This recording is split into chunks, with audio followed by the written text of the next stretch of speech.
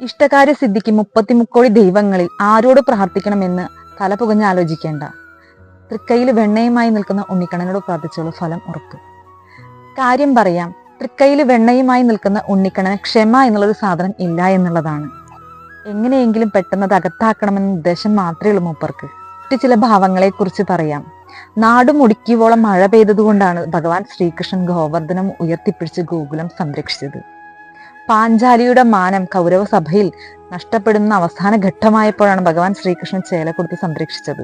ദാരിദ്ര്യത്തിന് നെല്ലിപ്പലക കണ്ട ഘട്ടത്തിലാണ് ഭഗവാൻ ശ്രീകൃഷ്ണൻ കുചേലന് എല്ലാ സൗഭാഗ്യങ്ങളും കൊടുത്ത് അനുഗ്രഹിച്ചത്. അടർക്കളം വിട്ടു പോകുമെന്ന മട്ടായപ്പോഴാണ് ഭഗവാൻ ശ്രീകൃഷ്ണൻ അർജുനന് ഗീത ഉപദേശിച്ചത്. എന്തായാലും വെണ്ണക്കണ്ണന്റെ കാര്യത്തിൽ ഒരു അമാന്തവും വേണ്ട. അദ്ദേഹത്തിന് നമ്മളെ കളിപ്പിക്കാനും അതുപോലെ തന്നെ നമ്മൾ പറയുന്ന കാര്യത്തിൽ ന്യായം കണ്ടെത്താനും അദ്ദേഹത്തിന് സമയമില്ല. അദ്ദേഹത്തിന് വേഗം വെണ്ണ അകത്താക്കണമെന്നൊരു ഉദ്ദേശം മാത്രമേ ഉള്ളൂ.